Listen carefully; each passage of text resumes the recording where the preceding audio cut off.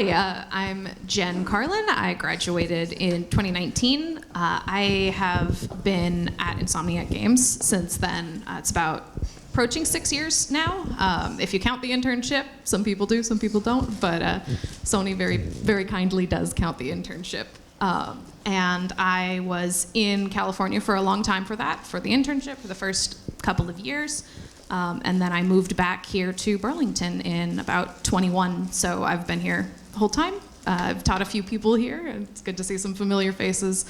Sometimes I'll do an adjunct class for the game art and advanced seminar for game art. So happy to see some of you guys here. I'll pass this off. All right, hello, I'm Mitchell Zaza. You can call me Mitch. I graduated in 2020, game production management major. After 2020, I went to work for Santa Monica Studios, as Connor mentioned. I was on God of War Ragnarok, that shipping team. I was a production coordinator for the camera design and systems design team for about 2.5 years. I was on a contract basis, so after the project shipped, my contract ended. I found my new role as an associate producer for the UI/UX team at 1047 Games, who have just recently announced Splitgate 2, and I was working on that. And after, I was unfortunately laid off from that job a few months ago, but I luckily found my way back to Sony again as an associate producer for the UI/UX team, again under a contract basis. But yeah, I lived in LA for about 3 years and did not like the traffic there, and I missed the East Coast where I grew up, so moved back to East Coast last year, and I'm in Buffalo, New York now. It's not as bad. I mean, each year, it's like, each year, it depends on each year. Last year, not so bad. 2 years ago, pretty bad. So we'll see how this year goes. Yeah, this year we're going to get just completely enveloped in snow. Hello. Okay. I am Nicole Thayer. I graduated in the year of 2012. We are the old guard. So I went on a couple different places. I started out of college at a studio called Vicarious Visions, which was under Activision. Yeah, I see that. Was there for about 10 years, yeah, and then we got moved under Blizzard, became fully involved in Blizzard, was there for about 2.5 years, and I have since moved on to my new studio of Moonshot, which is a company under Dreamhaven, which I'm seeing some nods, which is cool. We have not announced our project yet, but I've been there for, I think it was just about 2 years recently. And I am a designer. I'm a senior designer there, and I graduated with design. Hey there. All right. I'm Taylor Haddon, also class of 2012. I did a game design major and then didn't do that. I was a self-taught programmer because no one was going to make the games I wanted to build but me. And that led me down an interesting path. I did just programming in general for a little while, and then I joined Vicarious Visions in 2017 as a tools engineer. And I've been doing tools engineering work for the game industry ever since. I did a 2-year stint at Obsidian, and I'm in a 2-year stint at NetEase Games right now as a senior tools engineer. I have been there for 2 years, yeah. I don't know. Those are the same words. Are there any alumni in the audience who predate 2012? Okay, so you are the old guard. Yeah. Okay. But you're not from the very first class of No, we're only number 5. 2004. Yeah. By the way, happy birthday to the game studio. 20 years. Wow, 20 years. Yeah. You should have been here when Ann DeMarle was trying to get that passed through an old guard faculty who thought it was related to gambling. Yeah. Nice. Gaming, Las Vegas. Yeah. So a lot of you have worked in person in studios, and I think all of you are working remotely now. And I wonder if you could say a little bit about the difference with working remotely versus working in person. And when you're remote, how do you build up that rapport with your colleagues, and how do you find mentors and just have some of those water cooler talks that you don't have in your home? Well, we have a Slack channel called Water Cooler Talks. Oh. And one of our, I believe one of our SLT members or someone very, very high up just posts a fun question on occasion to let everyone chime in.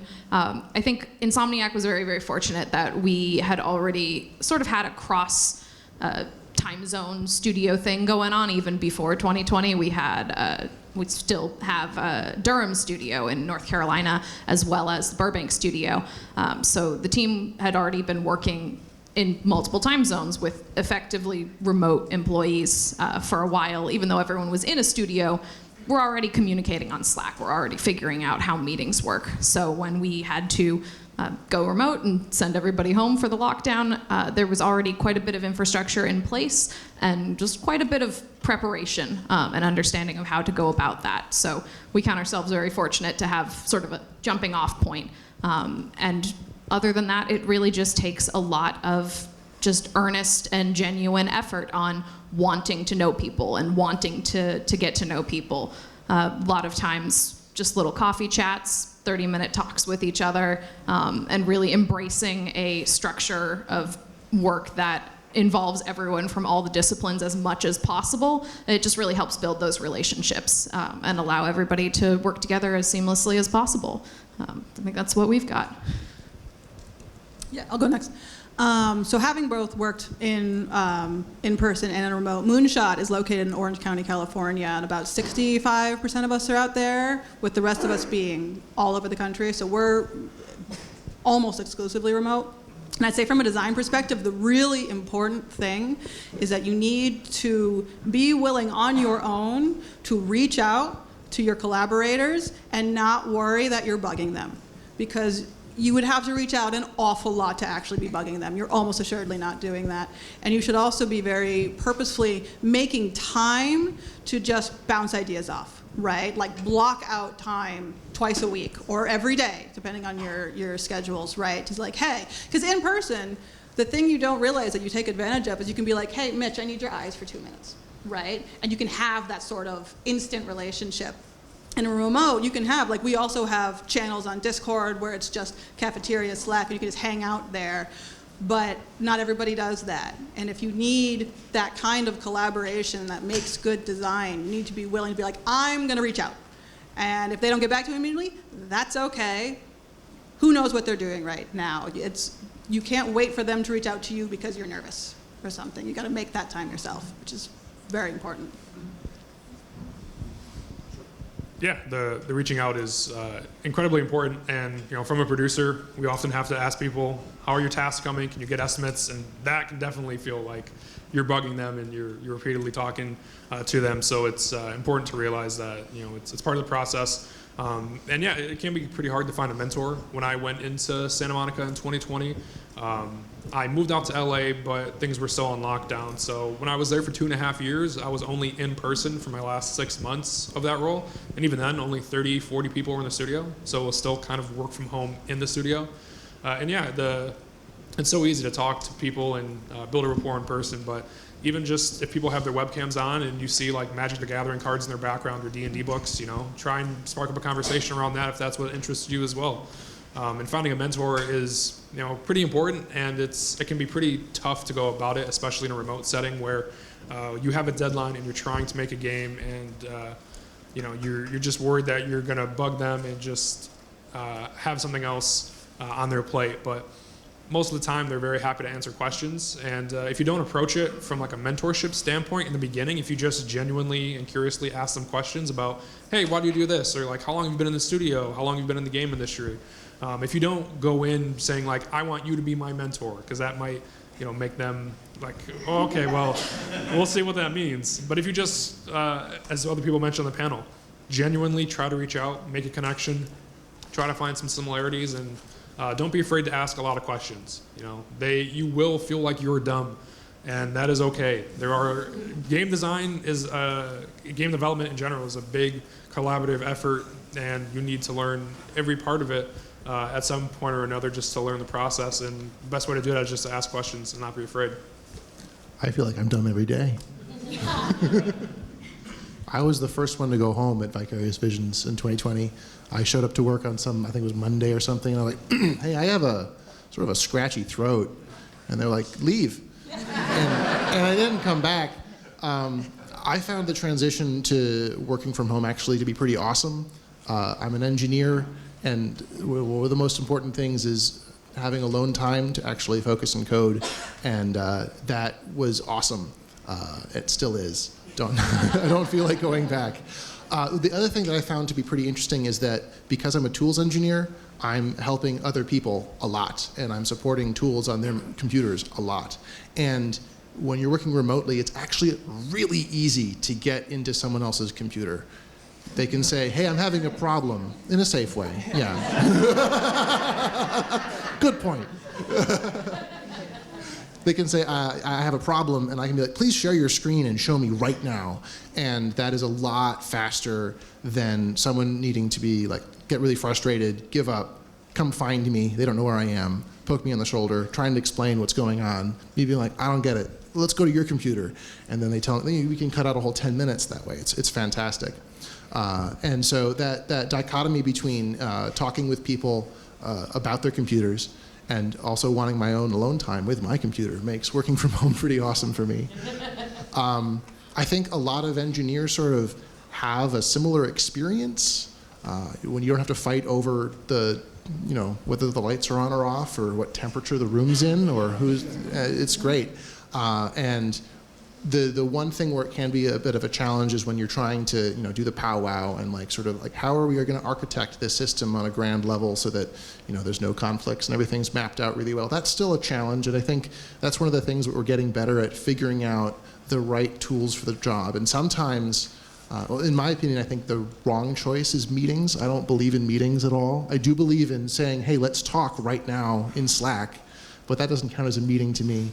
And I very much believe in just talking when you need to talk to somebody and just reach out and then being like, okay, I don't want to type this at you. Let's actually talk face to face and just have that sort of experience be a smooth thing in a timeline. And then when you don't need to be talking face to face anymore, so you're like, okay, I'll get back to you in a second and then go do your thing. And I think that can work really well as long as you're, again, like everyone said already, it's like you got to reach out, you got to talk to people, you got to ask them a question. I think that the best thing about things like Slack and instant messaging and whatnot is that there isn't really an expectation of someone getting back to you immediately.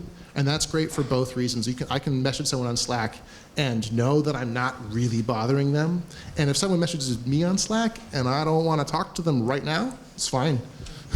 I can finish my thought and get back to them at a time that makes sense. And that's pretty great. That's great. Recruiters always told me that they were always impressed with Champlain College students, that they were ready to hit the ground running on their first day of work and not sit around and wait to be trained like other schools. And so I was always really pleased to hear that. I wonder, in your experiences, some of you have switched up your majors and gone into new directions, like Jen became a lighting artist, and we don't really teach that in depth here, and Taylor, and even Mitch has studied game design. How did Champlain prepare you to take it to another level? That's part one. And part two, was there something you did at Champlain College as an undergrad that kind of helped you maximize your college experience and grow as that global citizen? I can go I can go right now. I think it was foundational. So as a tools engineer, I touch everything. I've been in every single workflow. And what Champlain College did for me was show me every single workflow. So by the time I hit the industry, I knew what the animation pipeline was. I knew what the modeling pipeline was. I knew what the sound design pipeline was. I knew what everything. Not very well, but I did know at least a little bit of everything. And that ability to communicate with the same language as the people that you're collaborating with immediately gives you a massive sense of trust and the sensation like, this guy's got it. I can talk to them. And that freedom of communication is critical. So I think that was very much foundational for me. In terms of maximizing potential, I think the most important thing for me coming out of Champlain was the constantly trying to build my own projects all the time. when I wasn't playing Minecraft way too much in college, I was working on my own projects in addition to the projects that we were working on for class. Except for once we got to senior team, I only did that. But on the other occasions, I was always using a project as an excuse to build something I wanted to build anyways, or I was working on some side project. And I continue to carry that torch to this day, and that has for sure gotten me work. Especially when I transitioned into the industry, when I could show up as a guy that's been doing Java for the past 6 years, and they can be like, "What are you doing here?" And I'm like, "Well, I actually know what I'm doing. See, look at this." And they can look at the cool project that I've been working on for a while. I'm like, "Oh no, he does know what he's doing. Very cool." So that can be really, really helpful. So it's not just like just continuing to hone the craft all the time is the right choice. And along those lines, yeah, I think just having all the teams, from day one, you're building a board game to begin with, at least when I was here, and to have that foundational aspect of taking something in a non-digital way to just break down its components was super important, just to get the flow and sense of how things come together and when they should come together and things like that. With the working on your own craft, 100% agree. Game jams, anything you can do to hone that craft is important. And what's equally important as well is working, not necessarily working, but trying to take in other forms of media as well, other than games, to broaden your horizon and expand your scope. Reading books, watching movies, reading comic books, whatever it is, to really going outside, doing other things, especially in Vermont, going hiking, all that stuff. You get inspiration from anywhere, and you never know where it'll strike. So I think for maximizing your potential, the great thing about college is you can kind of do things you were never exposed to in high school. You can go join a parkour club if there's one here. You can do LARPing if you want to try that out. There's a lot of different things that you might not have been exposed to, and why not take a chance on a club or an extracurricular that's offered? The worst that's going to happen is you're not going to like it, but you're never going to be left wondering, what if I tried that in college? So maximize your potential, do things you normally wouldn't do, and just try and get outside your comfort zone a little bit each day. Actually, with Parkour Club, the worst that can happen is you might pull a muscle. Always stretch. If you came out of high school and you didn't do a lot of exercise, if you're an early classman here, stretch before the Parkour Club. Yeah, I think the other thing that you guys have talked about a lot of doing different things and looking at different perspectives and finding sources. I think one of the great things for game art specifically is that there are so many things you can specialize in the little minute ways. And I think that in general, Champlain College does a great job of kind of knowing that is there and allowing you to hone in on the things you really want to do when you're in your environment classes and you're in your advanced seminar classes. I try to encourage everybody, do what makes you feel good and do what you're going to enjoy in your portfolio, and we'll make sure that it's portfolio quality, but make sure that it's something that advances the skills that you want to be advancing, because if you have that connection with your craft and your work, it's going to show, and it's going to make everything a lot easier and a lot more fun, and a lot more enjoyable overall, and it'll show for everybody that you talk to about the projects you do. So I think that's my best advice there. Is the EMC still a thing, the Emergent Media Center? It is. Cool. Okay. I would label that as one of the most important things I think that I did while here in college. And I didn't really know it at the time. I don't think I really knew it until fairly recently, because what the Emergent Media Center did was it forced us to work with people that did not communicate the same way we did, right? We were a cohort of students that had been together for 4 years, and we had learned how to talk to each other. And all of a sudden, we're talking to the Ford Foundation, who don't play games, which was weird, and wanted us to build a game about a new form of economics and expect us to sell it to farmers, right? So that is two very different audiences. And recently, when I moved from VV over to Moonshot, at VV, I'd been there with the same group of people for over 10 years. And moving to Moonshot, I realized that the lessons in game development that I thought were universal were not. And the way of communication that I had learned for the past decade was not universal. And that was a challenge. That was a really big challenge. And looking back, I think working at the EMC and kind of testing those, very small skills that we had at the time prepped me for that in its own way. And it also, completely separately, was just a real taste of the real world of video game development, because the first time we were getting paid to make something, we had an actual client that was expecting stuff from us, and they were giving us money for it. And that's a very different feeling than doing it as a student. And it made the transition into an actual career just a little bit smoother. You didn't feel quite as much a stranger, which I think is also very important.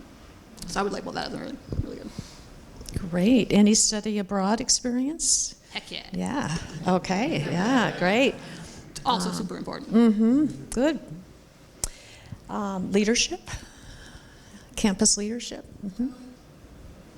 Jen, you were a game art mentor for years. I mean, kind of. Yeah. I didn't have She's that, humble. no. I wasn't actually a lab tutor. No, I was just my year, I think, and I think all the years really just have a lot of just a desire to help each other out, because we're there.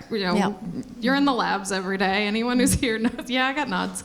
If you see someone who's trying to make a glass material and they've never had to make a glass material before, you go, hey, I've made a glass material. Here's how I did it. Come look. Copy as much as you need and then make it yours and make it work. I think there's a different kind of leadership that comes from just wanting to engage with people and wanting to see everybody succeed. And that's something that if anyone has that urge, really foster that, because that will help you. That will help you a lot in your career. It's not a competition within a studio at all. It really shouldn't be, or you're doing something a little bit wrong. Good. I put everybody on the spot. Sorry about that, but thank you. Good response. Let's turn it over to the audience now. And who has the first question? All right. Okay. You want to keep your hand raised?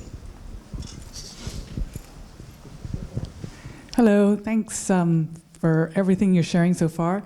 Question about AI, and perhaps you could each talk about how you're seeing kind of AI being used as a tool in your different in your 4 different areas. I think I have the shortest answer. We are investigating AI at Moonshot, but it is entirely on the engineering side. We have absolutely no desire to replace our artists or our concept artists or design. I haven't really seen anybody.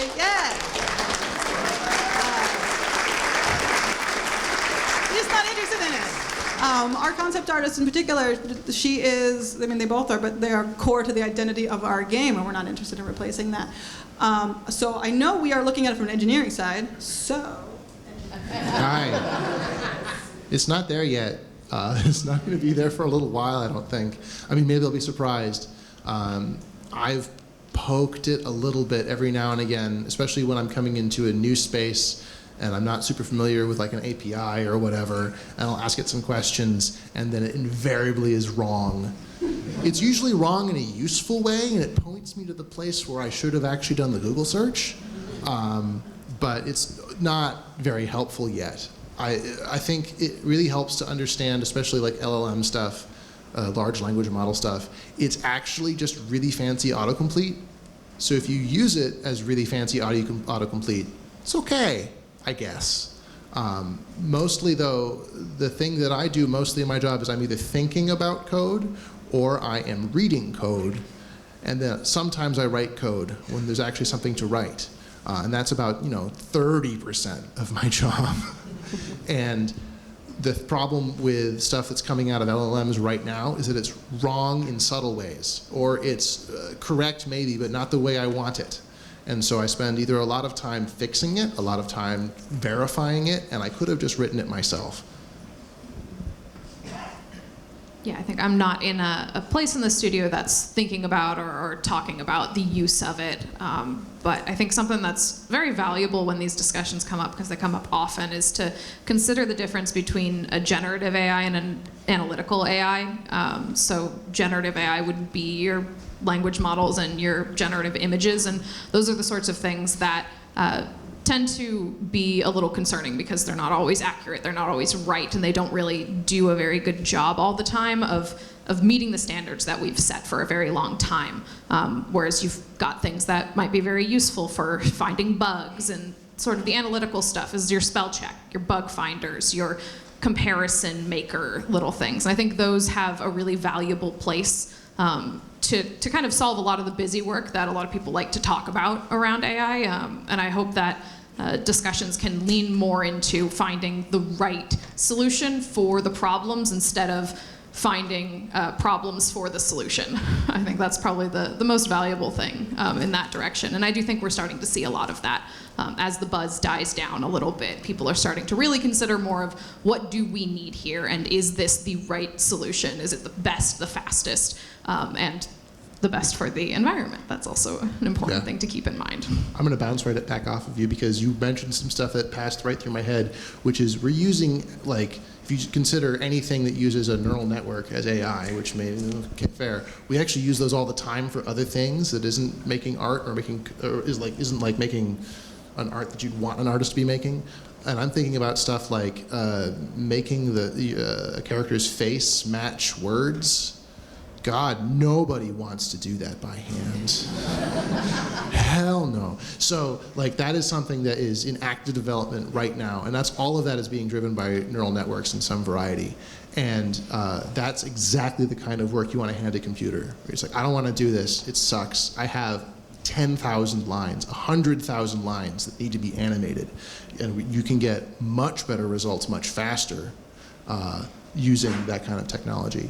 Other places it's being used is in animation. There's a lot of research happening right now, and it has been happening for the better part of a decade, on doing things of turning just a soup of mocap into actual useful gameplay animation by analyzing it with a neural network, so that you just say, go forward, and the system's like, okay, cool, these are the frames that make this character go forward, and that is getting better and better and better and better. And that is something that's wildly challenging and can be tedious and error prone, and doing it really well is really, really expensive.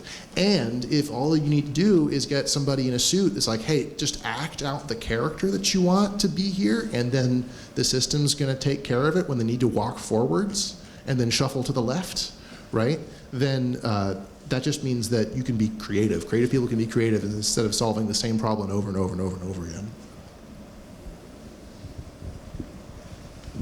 Nothing in my current role for AI, but my last role, nothing either, but towards my tail end before I left. This is going somewhere, I promise. And my last role before I was let go, we were looking at it from the production side of, as far as like meeting notes and things like that, to transcribe the meeting for you, because taking meeting notes during the beginning of a project stage is totally fine. You know, you need those meeting notes, but as you come down to release and you really need to gather critical data, taking meeting notes is very important, but it also has to be done on a quick turnaround, because you have to get those tasks or bugs in for those developers to work quickly.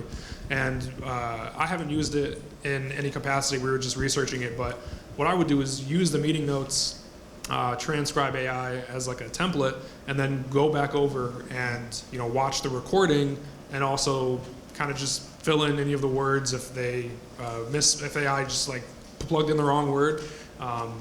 Just going over that pretty quickly versus when it comes down to the wire, trying to transcribe those meeting notes and get those out as quick as possible. Who has the next question? How about we head over to that side?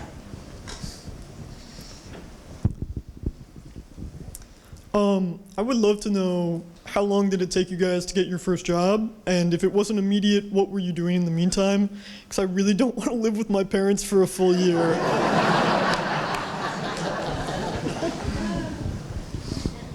Yeah, I can go first. So I had a very lucky turnaround. I graduated in April, and I had a job around September. And while I was doing that, you send out resume after resume after resume. I was playing games too, trying to keep up to date, right? You want to be knowing what's going on. You don't need to, I'm not asking you to study them, but be familiar with stuff. Side projects, right? Looking at that. he's a better example of what to do if you don't immediately get a job, which is very likely, right? Don't have your expectations low, so if stuff changes, then it's more exciting that way. There's nothing wrong with getting a job that's just money, right? And then keep applying, because you can always leave once you have something lined up, right? I think it's important to have something, whether or not it's in the industry, right? So you can at least have that and know that you've got something going on and you're not just sitting at home. Because it sucks to get rejected. And you might not even get rejected. Sometimes you just don't hear back. A lot of the times you just don't hear back. And that is demoralizing, right? So keep active, even if it's not on side projects or games. Keep doing things so you feel good, because that will keep you energized to keep applying. You have a more accurate story. I lived with my parents for like 2 years after graduating. I was working, but yeah, I think the turnaround time for me getting into the industry was 5 years. During that time, I was working on side projects, like I said, and I had a job. Yeah, that's why I worked. Yeah, my job actually ended up being basically graduate school for programming. Like that's where I cut my teeth. So that actually ended up being pretty valuable to me. I went from being okay to being pretty good over the course of that work. So at that, if you can find a role that's not in the industry but keeps pushing a skill set that you value and that you think could be valuable in the industry, find like if you doing art and you have to not be in the industry and you can find like, I don't know, graphic design work or effects work or freelance work, like that can be a way to keep pushing a skill forward. Yeah. Much like Nicole, I was very fortunate. I graduated in May. I had the Sony internship lined up in November before I graduated, and that was November 2019, and then COVID happened March 2020. I was very nervous that they were going to cut the internship, but they raised me to a contractor. So I was very fortunate, and Daphne told me this, I think, right when I was graduating, and I don't remember saying it, but it sounds like something I'd say.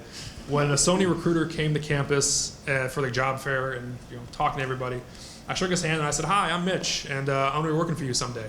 And I don't remember saying that, but apparently I did. And it must have worked. But I was very fortunate coming out of college, but when my contract ended for Sony and I was looking for my next role, I had a really hard time because sometimes when your contract is ending, they will extend you or bring you on full time. And so I really worked my hardest to try and make sure that I wouldn't give them a reason to say no to me, to bring me on full time. And I kept doing that, and I didn't update my portfolio or anything. And the time came, and God of War Ragnarok shipped October 2022, and come August, they were like, "Hey, we're not going to renew your contract." And I just remember sitting on the couch and just thinking, what have I done these past 2 years? Not in terms of working for Sony, because that was amazing, but in terms of bettering myself to find my next opportunity. I kind of sat on my laurels for a little bit, and I think I sent out maybe 200 to 300 applications, and just trying to figure something out. And it took me I think 5 to 6 months, so not a ton of time, luckily, but I just kept getting rejected, and I kept feeling dejected just getting those. So keep pushing, keep talking to your alumni, and as people mentioned here, just keep working on stuff. Even if it's not in the industry, something adjacent, just keep honing your skills and trying to build other skills on top of it. Yeah, I have no experience in that space. I did get an internship that transitioned right into a job. I think the best advice I can give is based on friends of mine, people that I know that I've kept in touch with, and it's really a matter of keep yourself surrounded with people that will keep you accountable kindly and respectfully. I see them struggle a lot, and it's a challenge to stay positive through all of the applications and everything. And I think it's the people that I've seen have the most success have friends that have their back and are willing to look over your resumes and talk with you and work through stuff with you. That's one of the most valuable things you can do, is keeping yourself good and emotionally healthy when it's challenging like that. And your friend network is invaluable. Like the friends you make here, and at your jobs as well, are going to be your lifeline when the stuff hits the fan. Even your So- gaming friends that aren't going Yeah. into game major people, I know journalists, I know biologists, I know forestry people, I know librarians because we played video games for 8 to 10 years together. And those people can also have some really interesting insights, and those people can bring really fresh perspectives to your life that can be very, very valuable. Shout out to my botanist who gave me scans of root networks that I used as alphas for cracks in my like senior Nice. projects. Like, you never know what your friends will be able to contribute to you. And then one more quick thing. Just because you graduated from Champlain doesn't mean you can't utilize their resources as well. Reach out to the Career Center if you're having trouble. Connor helped me when I was laid off from 1047 looking for the Sony. They sent me really helpful resources for new websites I didn't even know existed for tech and games. So just because you graduate doesn't mean you can't reach out to these people. This is just something I want to say that's tangentially related, but when you do have a job, this is kind of off of what you said, small things that you can do to lessen your chance of being laid off or fired or not have your contract extended is you want to be as present in the studio as possible. And that means saying yes to a lot of any requests, even if it's, so this could be something like, hey, I need a bug looked at, or hey, do you have a second to look at this thing for me? Or hey, I have some mundane task for you. But it also means saying yes to like what happened to me was I was sitting very close to the edge of the room that was facing the hallway. So when somebody would come up and you could see they were looking for something or someone, I would stand up and say, hey, are you looking for someone, right? Or hey, do you need something? And start working with that person, even if it was just, oh, John's over there, right? Be as noticeable in a good way as possible in your studio. So people are like, oh, it's Nicole. Oh, yeah, oh, there she is. You know, chat with people if you see them. Offer to help, even if you can't, right? Because a lot of the time in a studio, this is especially true for a designer, and I'm segueing here a little bit, but your job is to fix problems or find the solution to a problem. You might not be the problem. In fact, you're probably not the solution, rather, when you're first in there. But if you can find it, if you can be like, oh, John knows the answer, Ben knows the answer, Rachel knows the answer, right? That is just as important because people will start to remember you. And they'll be like, oh, they'll think of you as part of the studio. And this feels manipulative, and it sort of is, but that's kind of how it works, right? Like you'll be felt of as more part of the family, more important because you are doing more things. Even if it's small things that aren't your job, that's going to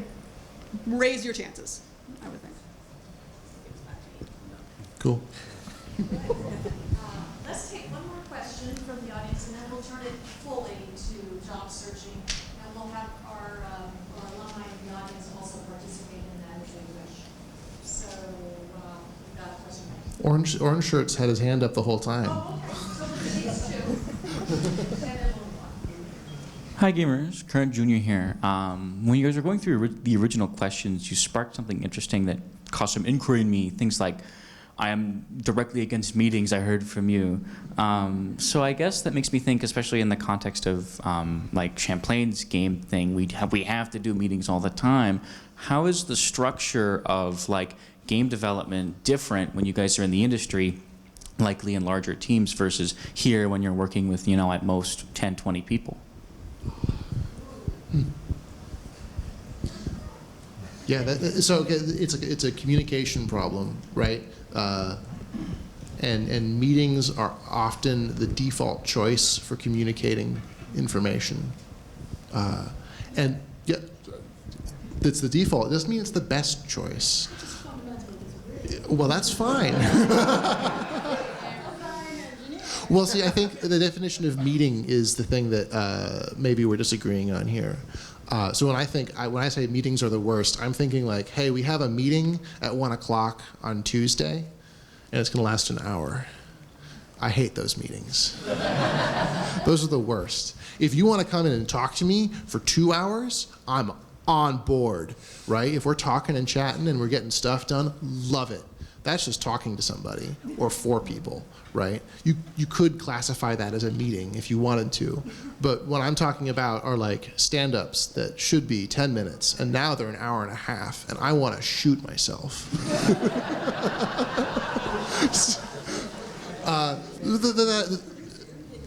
Well, a good producer doesn't do that. A good producer says, okay, we'll take that offline, moving on, right? Like that's the job.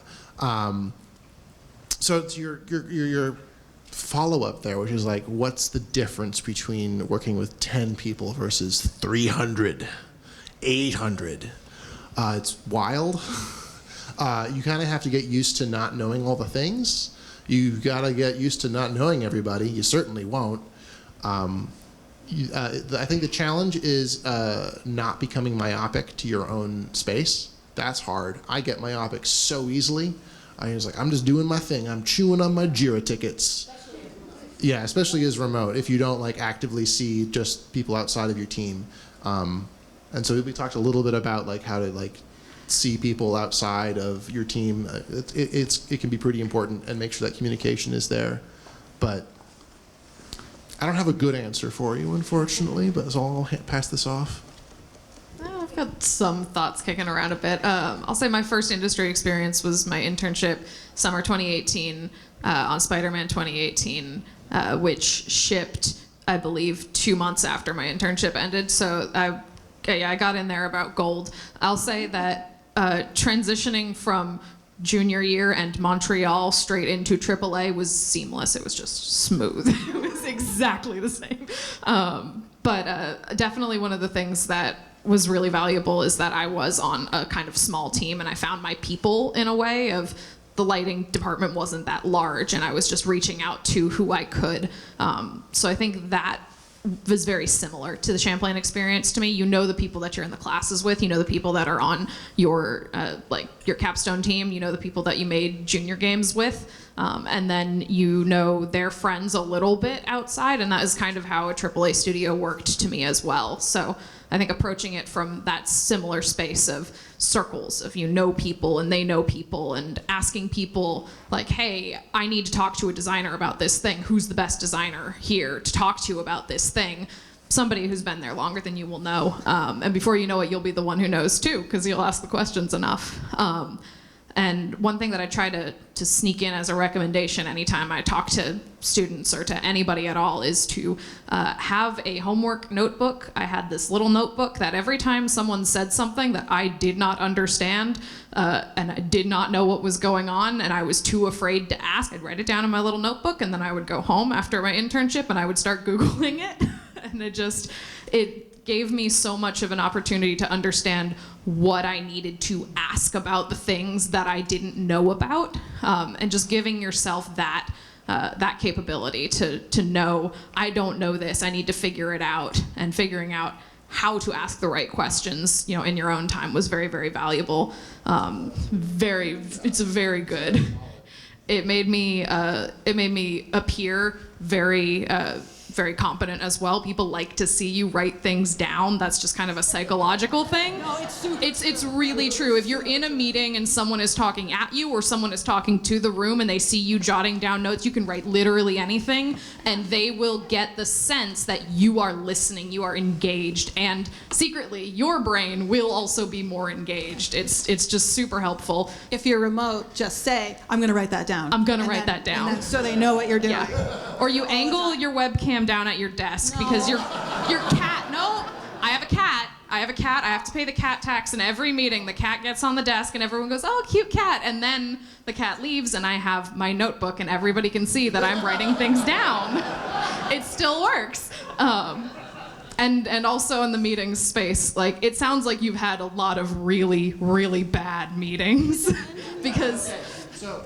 Okay. A lot of really bad meetings for me can be 2 a week. It doesn't take a lot of long stand-ups for me to be I don't want these to happen ever. So. Yeah, but you also mentioned the one thing, the super valuable thing is producers. Take this offline is the most valuable thing you will ever say. Thank you. I appreciate every producer who says, all right, we're taking this offline. Because especially when you're working in a meeting with a bunch of people from a bunch of different departments, if you're working on a piece of content together, it is so easy for those multi-departmental meetings to become a design meeting, because that is like, you're the core of it. The design is the core, and we're all kind of working around this together. But if the point of the meeting is for everyone to kind of work on that, then producers, your job is to make sure that the design lead isn't just telling the designer things in that meeting, and that everyone is getting involved. That's when things like, when meetings are really good and really valuable, is when everybody in the room is either getting involved or getting something useful out of it. Like, that's when a meeting is good, and that's when you should have them. Any other time, cancel them. How do you feel about that? Yeah, so I have a lot of meetings, and I don't know.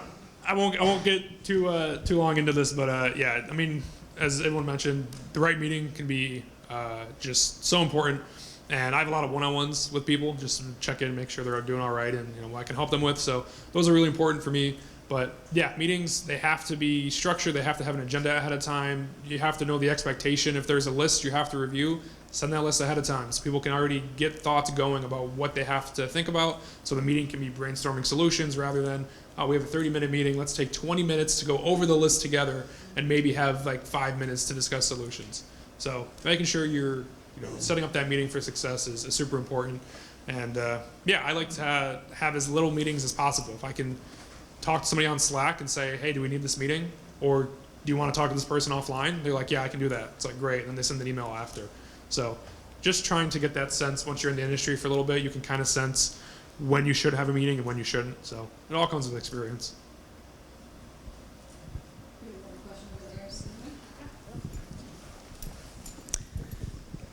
Hey, I'm Scooby, sophomore here. I really wanted to ask you all, if you were able to time travel the day after you graduated, grab your old self by the shoulders, what would you tell them?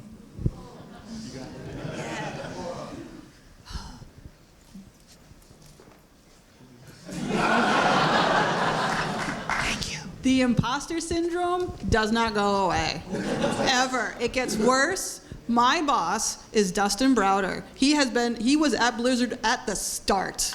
He worked on original WoW, original StarCraft, original Hearthstone, original HOTS. And he still tells me in every meeting, he's like, I don't know, I don't think this idea is that good. So, we can just toss it. I don't know, maybe, we'll just think about it, don't worry. I'm like, bro, this stops, right? Tell me at some point you're just confidence all the way down. He was like, no, it doesn't go away. I'm like, oh no, it's awful. So don't worry about it. Like yeah, you're always, there's a funny thing where you're only as good as your last game, but there's another game, right? Like one of my best designers worked on alien colonial marines. I don't know if you guys know about that game, but it was a dumpster fire and people got in legal trouble for it. So like when we hired him, I'm like, why are we hiring this guy? This guy worked on that game. That game was terrible. And he's so good. And he worked on another game and that game was great. So like, yes, you're gonna have bad games, but then you're going to have good games, and that's okay. And you're just always going to be wondering somewhere in your heart of hearts, is it just the team? Am I just getting lucky and like going along for the wave? And no, you're not. You're also good.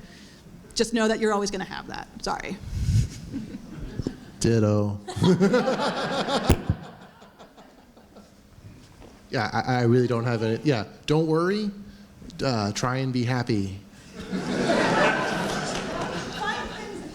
Your job to be who you are, too. Yes. Yep. Yeah, I would go to play more games, but you don't have to play the games that everybody else is playing and talking about. If you start playing the game and you don't like it, stop playing the game. It's okay. You don't have to do it for research. You don't have to do it because everybody knows it. There's games that people are always talking about that I have never played, and I still go, what? But man, I played Dredge like 4 times, and so if you like the game, play the game, and if you like it enough, you can find people to talk about it with. And they will exist. It's not Elden Ring all the way down, I promise. I swear. League is only mid They won't anyways. stop talking about it, but there are other games out there, and there will be people to talk to you about other games out there. This is one of my favorite quotes, and I think I tell myself this after graduation. There is no terror in the bang, only in the anticipation of it. And Alfred Hitchcock said that, and basically it's like going to the dentist, right? Like once you get there, yeah, it might be scary. It's probably going to be scary, but the anxiety you build up ahead of time is way worse than the actual experience itself. And for me, being a producer, I felt like I had no technical skills to do things. I love making games and game jams and on my own, but I just never had that confidence that I could do it because I didn't think I had the technical ability or know how to do something. So the anticipation of like opening up Unity and trying to make a square move, paralyzed me. I'm like, I don't know what I'm doing. I don't know how to do anything. Movement code is the hardest code. Well, there you go. So except for all the other code, That's true. That's true. So if there's something you want to do and it's scaring you, then you know it's probably the right decision to do it because you wouldn't be feeling scared if it wasn't. So if you want to do something, do it. If you want to play a game that no one else has 2 reviews on Steam, just play it. You might get something out of it. So do more doing. I like that.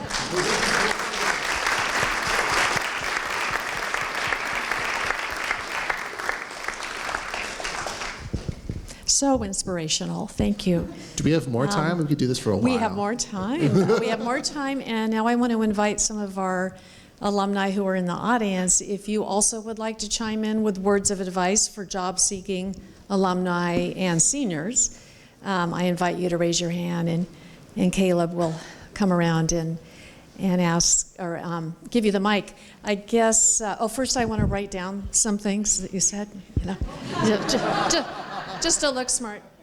Okay. I'll start us off by just saying, how can the job-seeking, especially alumni of the past few years, because the industry has been very volatile, how can they remain, positive and keep going and remain energetic and healthy in the face of a challenging time that has nothing to do with their skill level or anything that they're doing or not doing. It's just the times. So how about if you tackle that, and then we'll ask some alumni if they'd like to chime in too. If people need to leave, you're free to do that.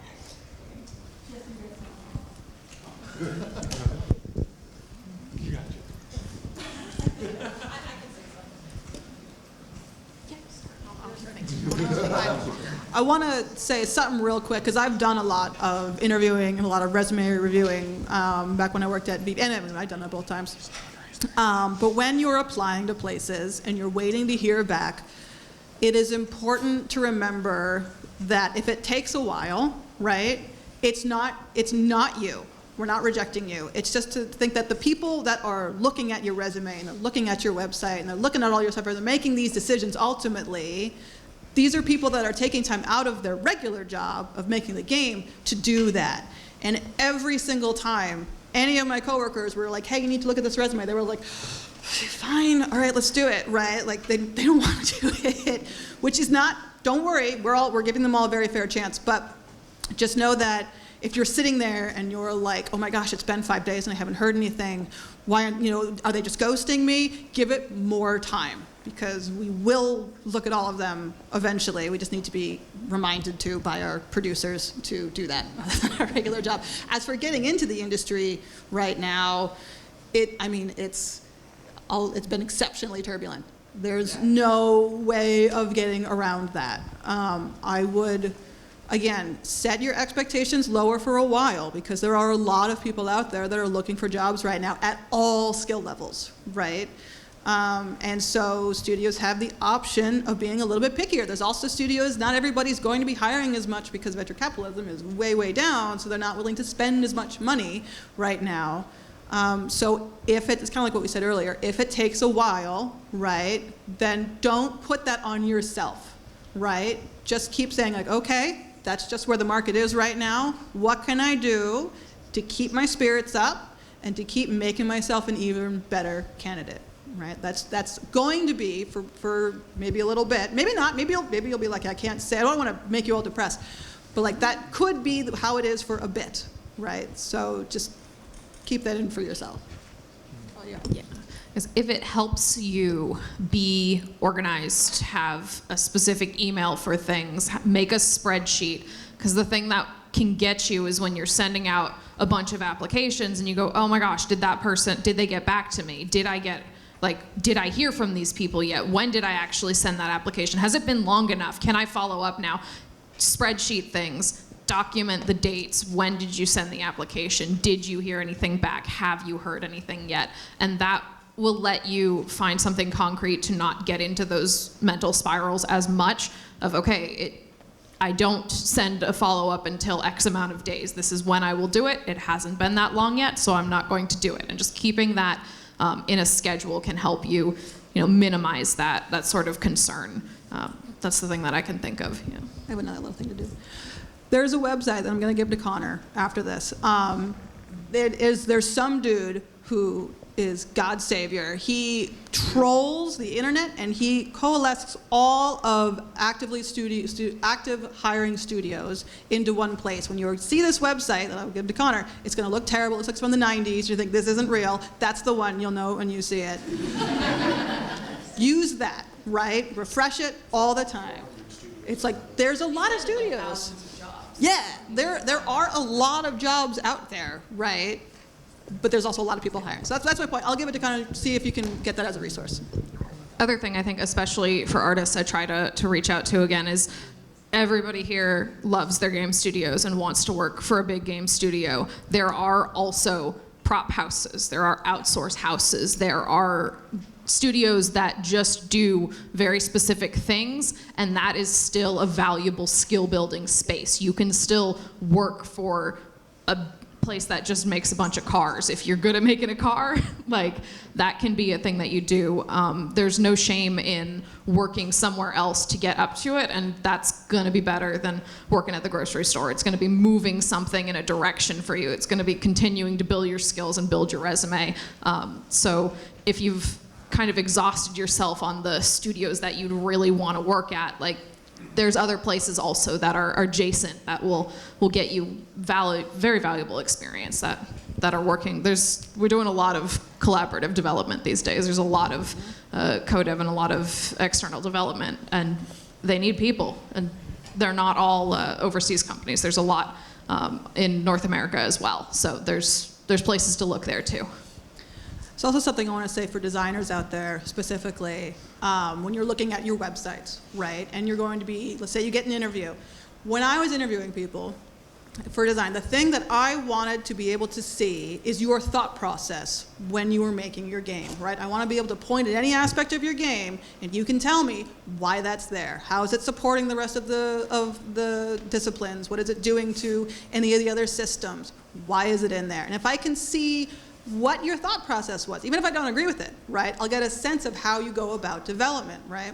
That is infinitely more important than having a super splashy, awesome, amazing game, right? Because no offense, we're not gonna be building your game, right? We're gonna be using you to make our game. And I wanna know if you can integrate into those things, if you got the mindset and the lessons that we're looking for. So be able to speak thoughtfully to anything about your game, right? And if you're practicing for that, it'll also make you put in your mindset and think of something like, oh, maybe that's not actually supportive, right? And you might learn something from that. So that's going to be really important from a design side. Yeah, interviewing engineers, it's very similar.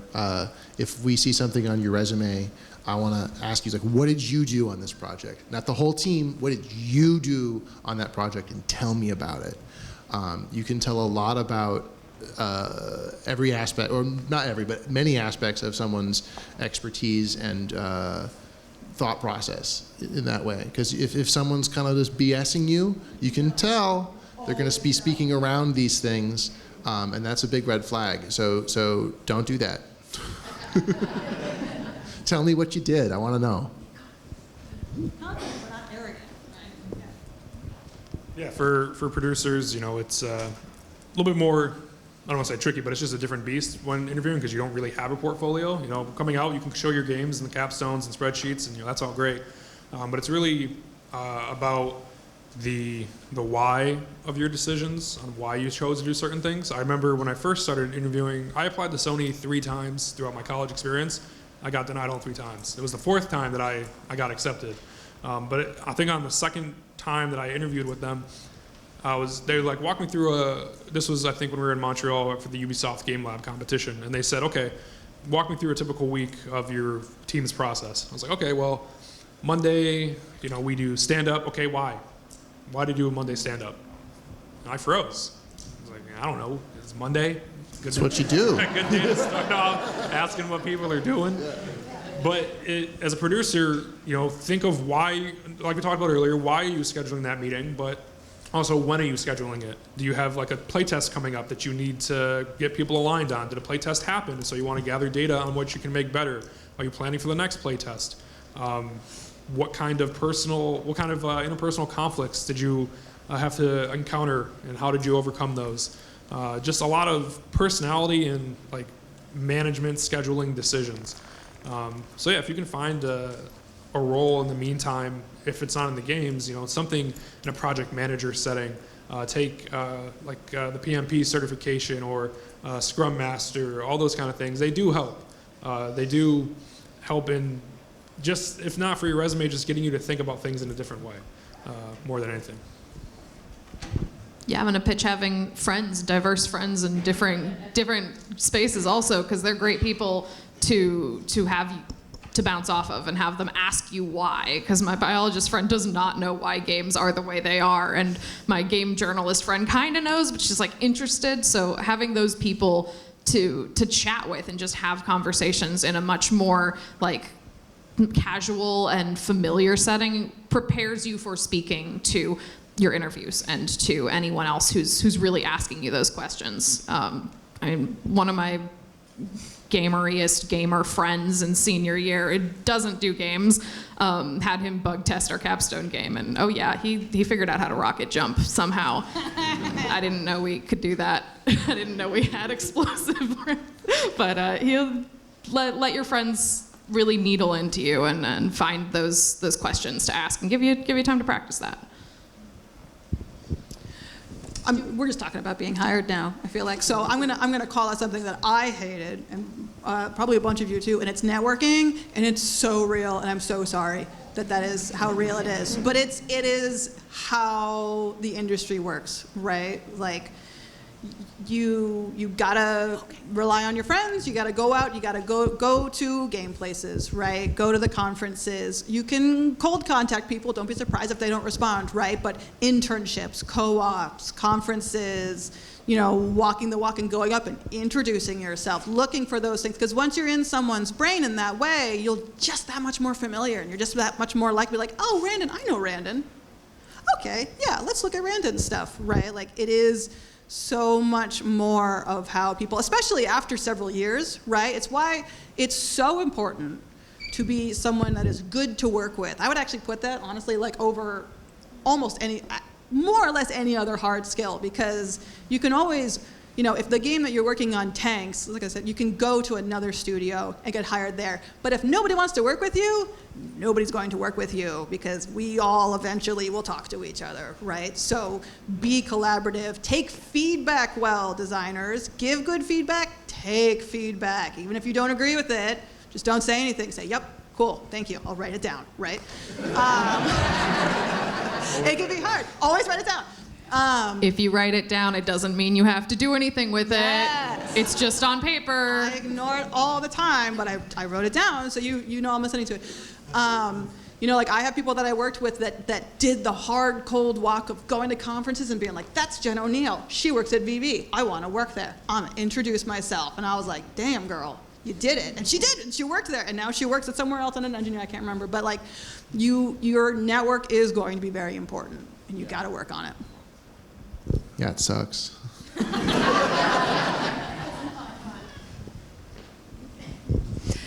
Are there any alumni in the auditorium who want to add their 2 cents to this question?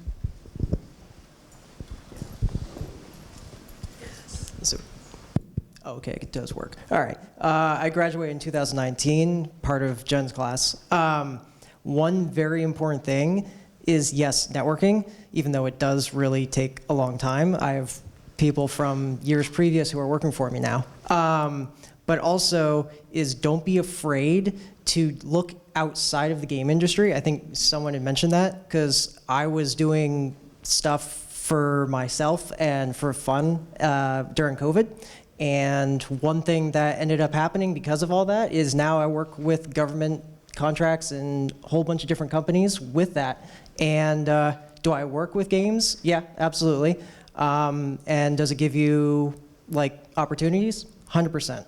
I have been reached out from Infinity Ward and several other different studios, not me applying, them coming to me asking, hey, we want you to be our lead vehicle artist down in Texas or something like that. I didn't take it because it was, certain things in that, but that's kind of the thing that you have to remember. Look outside of just the games studios themselves, because there's a lot of other opportunities that are looking for really good, like, artists, really good sound engineers, really good producers who have an experience like those that we get here at Champlain.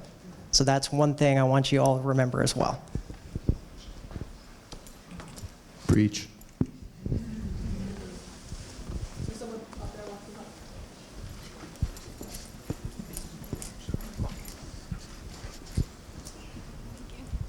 Hello. Oh, I guess I'll just stand. Hi, I'm Meg. I graduated 2018. I'm an environment artist.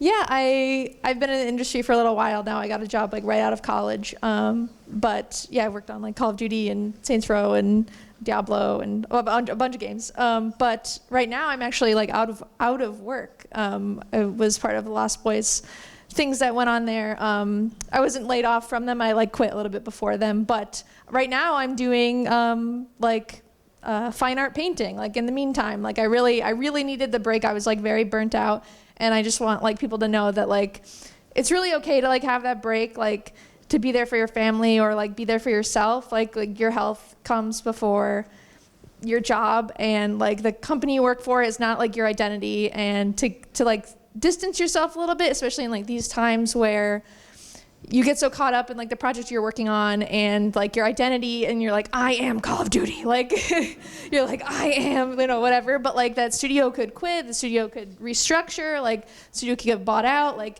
ultimately the studio is like a place where them to try to make money, and you're a piece of that, right? But like ultimately don't make it like your life. Like have things outside of games, of your identity. And like that was something I struggled with too, is like, you're doing that, you're putting your heart into it, and like you can really easily get burnt out because you care so much, and you're like, that person doesn't care as much as I do. And like so yeah, that's my advice. And like don't give up.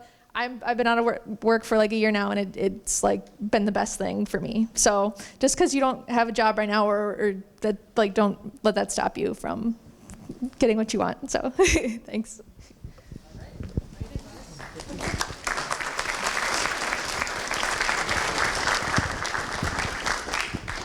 Hello, just to also chime in a little bit more about production. I'm Liam. I graduated in 2018. I'm a senior producer at Scopely.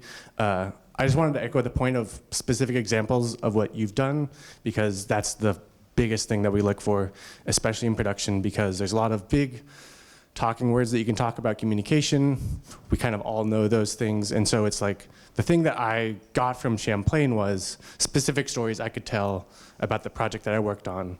How did I run the meetings? What are the conversations and things that I negotiated with people to resolve conflicts? Those are the best things that you can bring to any interview, is really what was your role in that, and what are the specifics that you helped move that project forward. That was definitely what helped me land my first job, so that'd be my biggest recommendation.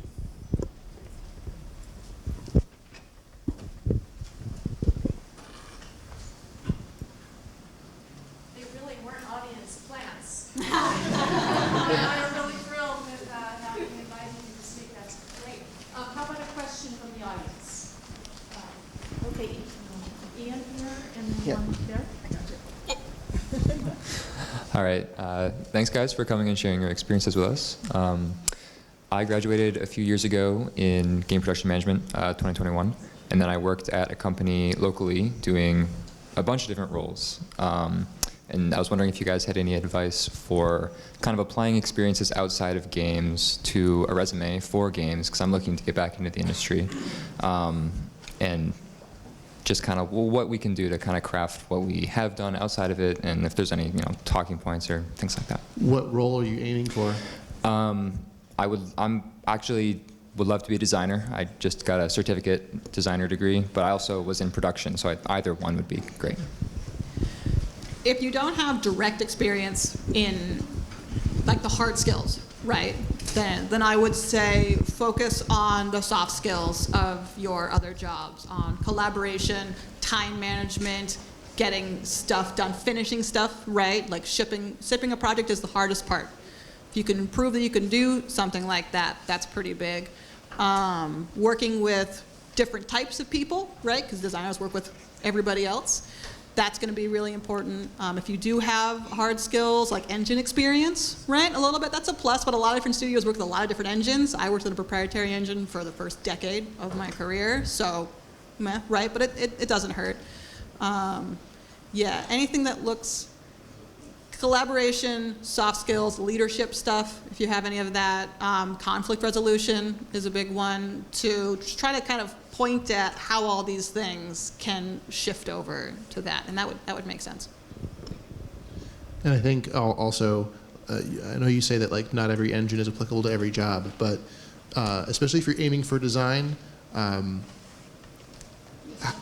No, I was gonna. Well, sure, but having a project where you can show some aspect that interested you in design that you're working on and trying to explore, so that you can do that conversation in an interview, saying, "This is what my thought process was. This is what I was aiming for. These are the challenges I had, and here's how I solved them." That is really important. I do believe that experience outside of the industry is widely applicable to stuff inside. But design is the hardest one to translate because it's so specific.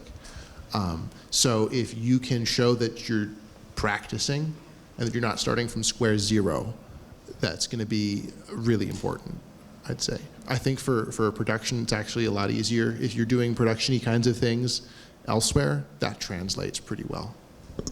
And once you're in the industry, you can shift laterally or diagonally, right? Huh? Benny. He was an artist, and then a designer, and then an engineer. It's a specific example, it doesn't matter. But that movement does happen, right? And so if you find a foot in, right, that's maybe in production, then you can, that's not the end, is my point, right? If that works for you, they can always be like, hey, I'm interested in these things, find a mentor, start doing things, on your own. They're like, look, I can help over here. And then eventually they'll be like, oh yeah, okay, come on over here, let's see what you can do.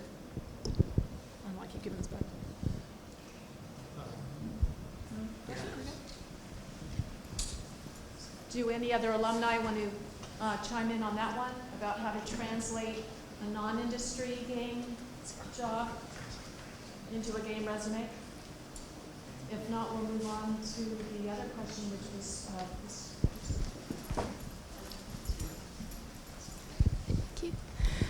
Test. Awesome. Hi, my name's Katie Beth. I'm a sophomore transfer. I'm a game design major with minors in narrative and cybersecurity.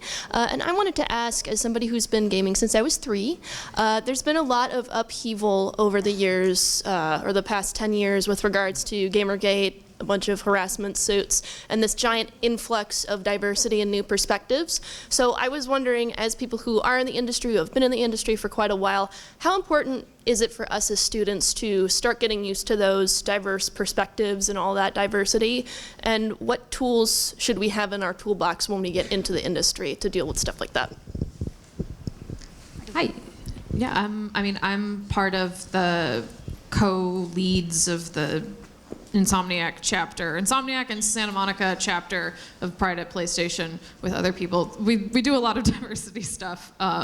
So I think my perspective would be to just always be ready to earnestly listen to everybody you work with. We have gotten a lot more diversity, and it is really nice, and it's really wonderful.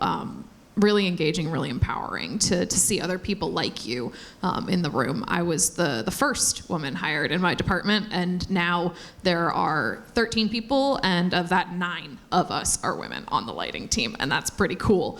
But even with all of that addition, it's still, there's still an old guard, and there's still a lot of people that have been around a long time and are used to a different shape of the industry and are used to a different flow and a different style of things. And I think is equally important to be welcoming and excited about diversity that isn't yours, that is other diversity around, and making sure that they get their footholds and they get their voices elevated, is also having some patience with the people that are still figuring it out, that are seeing things change under them.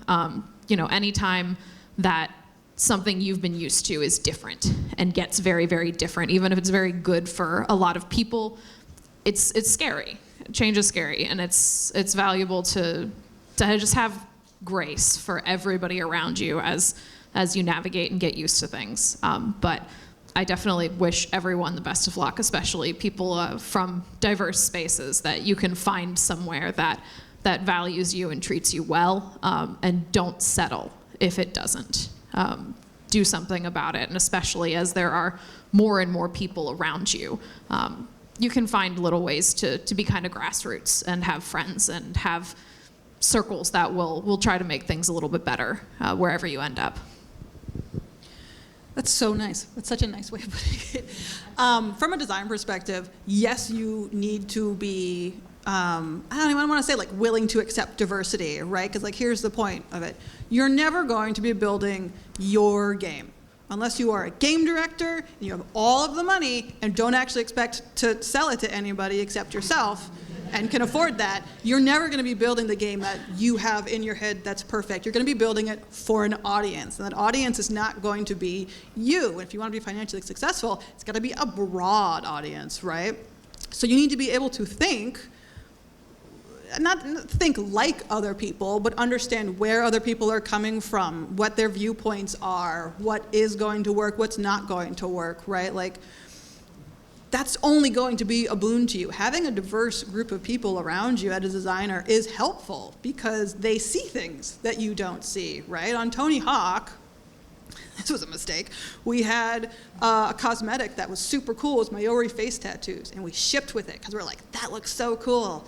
Turns out that's wildly offensive, and it's only supposed to be for those people if they like do certain things that are very important, and we had to pull that. And that, it wasn't a huge problem, but it was like, oh gosh, that would have been a lot better if we hadn't shipped that, right, as a major publisher. You need to be able to work with a wide variety of people because you're going to be working more and more so with a wide variety of people. And again, even from a very selfish point of view, if people don't want to work with you, you're not going to work in the industry.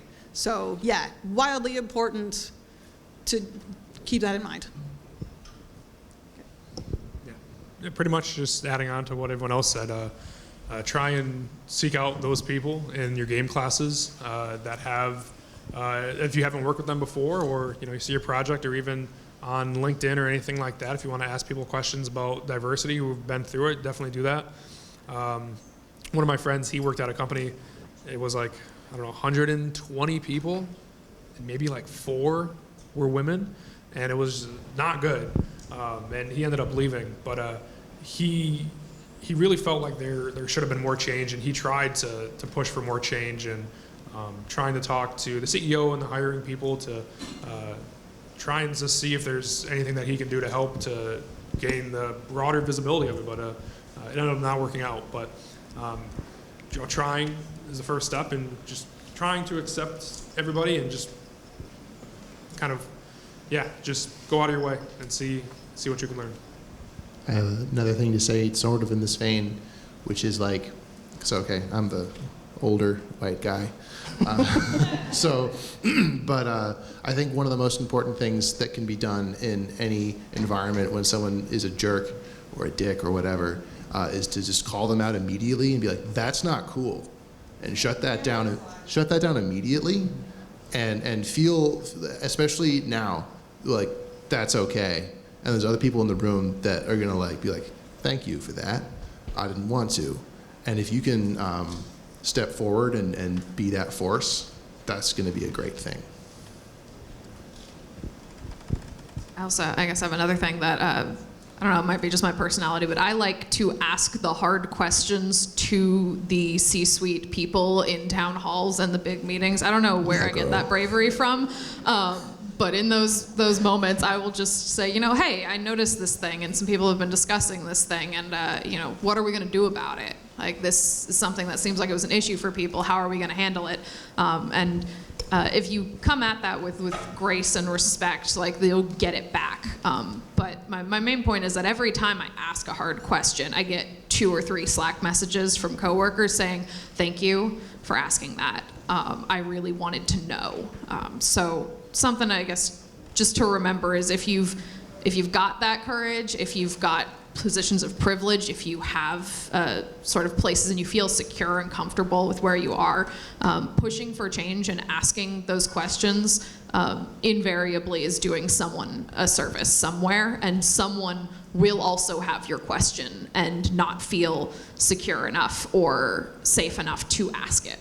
So if you feel like you can do that, that is a very valuable thing to do. And just to make sure that you approach everything with a sense of respect and a sense of genuine curiosity and just an earnest desire to know things, and it'll generally go pretty well. Yeah, off of that, if you see something that you don't like, let's say it's in your game, and I have an example of this, you don't have to come up and be like, that's not okay, guys, we should change this, right? Because let's be honest, if you're first starting out, you're probably not in a position where they're going to love hearing that from you.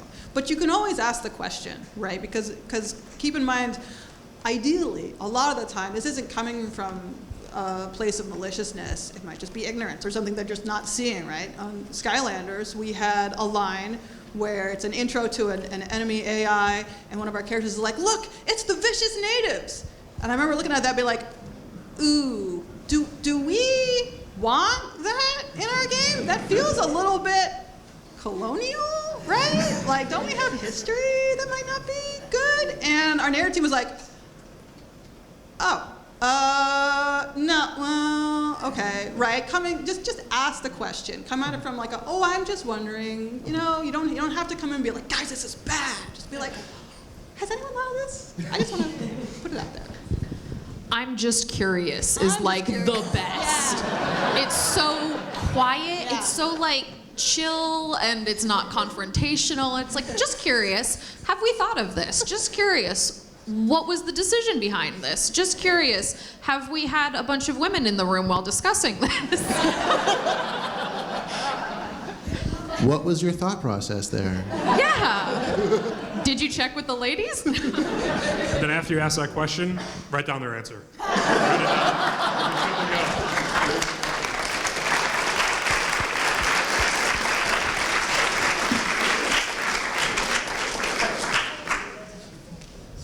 Do any of you have stand-up experience? We could start right now. Because the yes-anding on this panel this afternoon has been unbelievable. But anyway, I will say right now we are getting to that time where we are going to ask you to mosey down to the second floor of the CCM building to enjoy the sort of social aspects, see the history of the game studio, all that good stuff. Sort of a little bit of a shameless self-plug for the Career Collaborative and my role there. All the things that you heard today, we can totally talk about in more detail. If you want to delve into these details with me, I am on Handshake, and I want to be the person that you are talking to and asking these questions. I will also help introduce you, do you have more questions for any of our wonderful panelists? Come talk to us. Talk to them. We're friendly. I will do introduction emails, all that great stuff. And also, I feel like you, Daphne and I were just saying that you were verbatim saying things that we have said to students directly in meetings. So this has been, it's very gratifying, just for me professionally, to hear similar messages on stage. But yes, we are at 3:45 on the dot. If you are a current student, and especially if you are a junior with a Career Talk Insight milestone, feel free to hop on Handshake, check in for this event, and that will get you credit. So, good job on ya.